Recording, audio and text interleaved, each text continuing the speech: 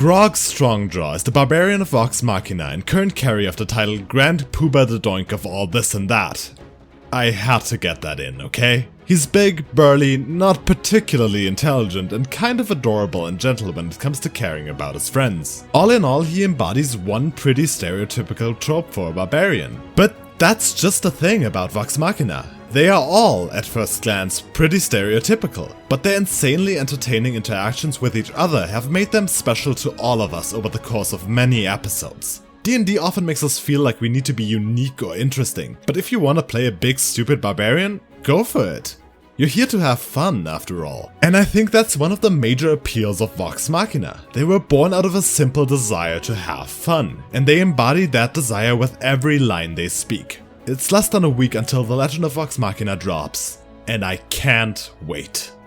Keyleth is the shy, socially inept druid of the group who is very insecure about her own abilities, but over the long course of the campaign becomes more powerful and comfortable with herself and her future as the leader of the Air Shari. Though many might try to make you think otherwise, Keyleth is already great in the campaign. Just look at her relationships to guest characters like Shaw or Carrick, her clashing ideals of leadership with Percy, or the abundance of comedic moments she has. While campaign Keyleth is great, animation Keyleth is absolutely phenomenal. Her klutzy demeanor really comes across extremely well on the show, and there's no character in the group that made me laugh as much as she did. Not even Grog or Scanlan. And characters like these are really important since the Briarwood arc is so dark and gritty, so it's really nice to have some moments of comedic relief in between. I don't think Keyleth's character is going to fall off anytime soon. And if she did, she could just save herself by turning into a goldfish.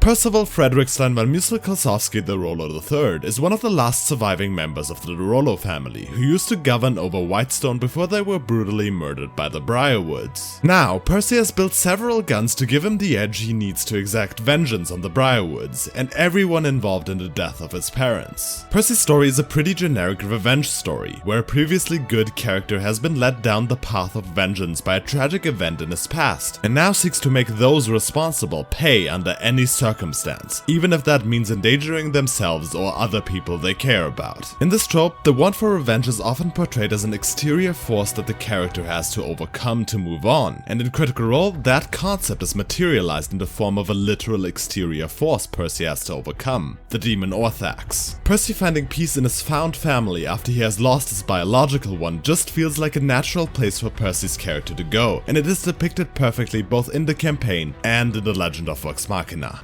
Scanlan is the bard of Vox Machina, and in many ways, the stereotypical bard. He's boastful and witty, he sings funny songs for the entertainment of the group, and most importantly, he is always horny. All of this is already enough to make him an incredibly fun character that bounces off the other members of Vox Machina phenomenally, and especially the immense creativity with Scanlan's songs that Sam brings to the table only adds to that fact. What made Scanlan into a truly unforgettable character, however, is his actually serious development and character arc.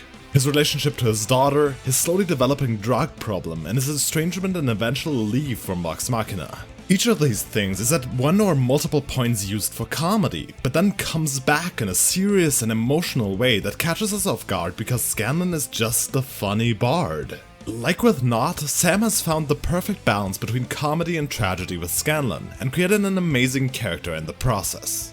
Vax and Vex are half-elven twins that were taken from their human mother by their elven father, who took them to the elven city of Singorn, where they grew up surrounded by extreme prejudice against half-elves until they finally ran away. When they returned to their hometown, however, they found it ravaged by a dragon and their mother dead. Vax and Vex already have phenomenal relationships to the other members of Vox Machina. Their romance to Keyleth and Percy respectively, Vax's rivalry with Grog, Vex's friendship with Terry, they're really all amazing. However, I don't need to tell you that what truly sets them apart is their relationship to each other. I don't think I've ever seen a more endearing, and as someone with an older sister, more accurate portrayal of the I will tease and torment you, but you are still the most important person in my life sibling energy before. And that energy is further excellently explored in Kith and Kin, a story that features the two of them as main characters. I can't picture one without the other, just like I can't picture Vox Machina without the two of them.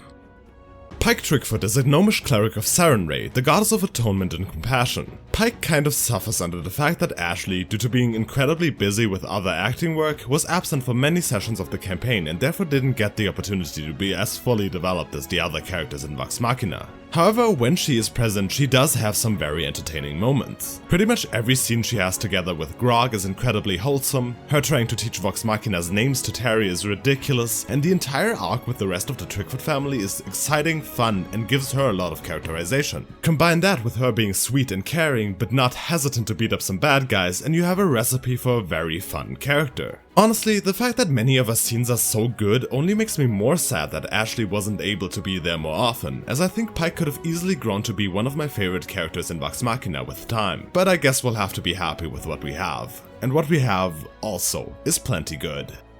Taryon Gary Darrington is a human artificer who is disinherited by his father until he proves himself worthy to him because of an affair he had with one of his tutors, Lawrence. Setting out into the world to become an adventurer and to write his book, he meets and hires Vox Machina, who quickly grow to love him and accept him as one of their own.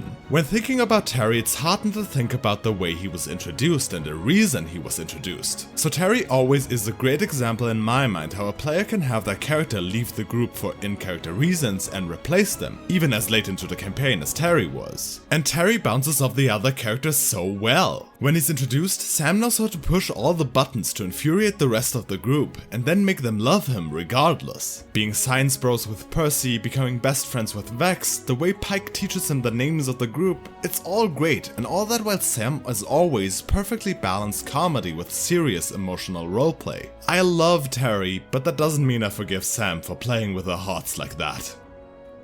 Shaun Gilmore is the owner of Gilmore's Glorious Goods, the finest store of magical goods and items in all of Iman. Since he is a sponsor of Vox Machina, the group frequently stops by his shop, and it's no exaggeration to call him a kind of group patron for Vox Machina. Gilmore is flamboyant, charismatic, and has conquered the hearts of the players, the characters, and the audience alike with ease. With Iman serving as a kind of hub for Vox Machina, it's a very clever move by Matt to have an important shop like a magic item shop, led by a character the group is inevitably going to love there. And Matt is very much aware of the group's love for Gilmore, and creates interesting scenarios that capitalize on that, like when he is hurt in the attack on Iman, when the Rakshasa disguises as him to fool Vax, or when he, together with Allura, is responsible for keeping Whitestone hidden. Players and audience members alike always look forward to the next visit to Gilmore's Glorious Goods, and to this day, Gilmore has to be one of the most lovable and memorable NPCs in Critical Role.